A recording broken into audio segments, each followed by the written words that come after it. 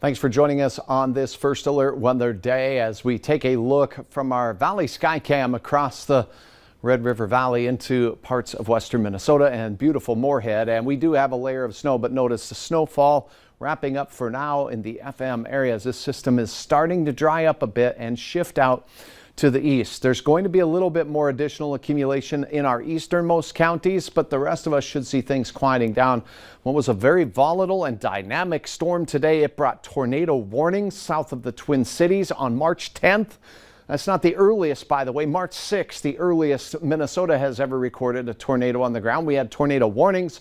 Those now moving off to the east. The snow remains on the backside. Take a look at this. Now, throughout the evening, this is a long time. I see this white band that's set up. It really was set up and established for a period of about 3 hours. From the 6 o'clock hour right through about 9 o'clock, that band persisted.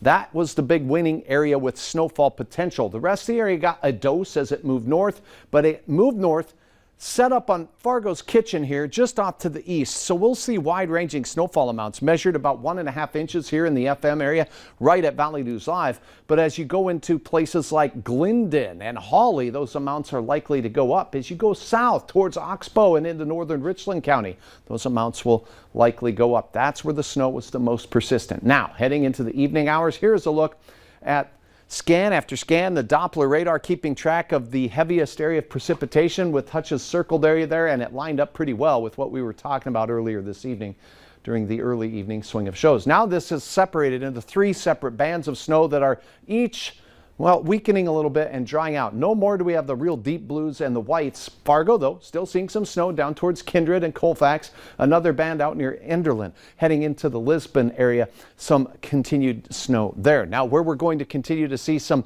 accumulation on top of accumulation is going to be Becker County for Detroit Lakes. Now, Fergus Falls and the Pelican Rapids area saw that initial band move northward, then it quieted down there. You're going to see a little bit more tonight to the tune of about 1/2 inch to an inch as this system exits out of the area. Light snow reported at the top of the hour at Hector, 30 degrees on the thermometer, 32 for Moorhead. And it is now northerly winds at 20 miles per hour, a little less gusty than they were throughout the day. Your hour-by-hour forecast, this is at the 10 o'clock hour. Here's the edge of the storm system. The model's doing a pretty good job just dropping that off, like we said. No snow on the ground in Grand Forks. Beautiful evening, albeit cool and breezy there. Same thing for Devils Lake. Same thing for Jamestown and Valley City. A sharp cutoff. And talked to some folks on Facebook there in the Norman County area for Ada. Your neighbors just off to the east while you enjoyed quiet conditions just off into Monoman County.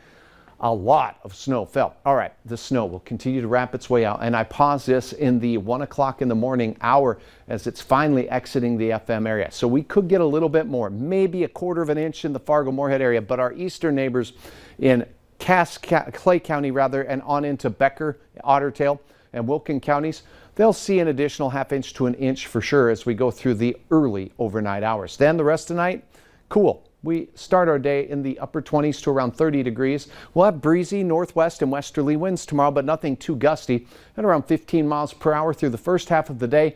There'll be a shot at some 40-degree readings here.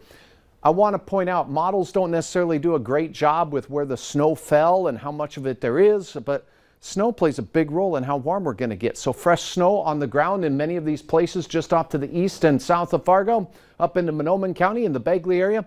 Your temperatures will be stapled in the mid-30s as you reflect some sunlight and melt some snowfall. The rest of us have a shot at 40. It'll be a cooler day up north. Again, additional snow tonight, a trace to maybe an inch, and that's all I think we'll get out of the system during the overnight. 44 degrees for your afternoon tomorrow in the FM area with northwest winds around 15 miles per hour. It looks like a pretty fair day. Cooler north of Highway 2 where we'll have some 30s out there, and as I mentioned, if you've got the fresh snow, mid-30s for you, but near 40 for the rest of us. Beautiful sky here, Heather captured. Thanks for uploading your photos and all of you that uploaded snowfall photos. Cooler on Friday after a pleasant day Thursday. The weekend looks delightful, 50-degree readings or thereabouts, both Saturday and Sunday as we spring our clocks forward.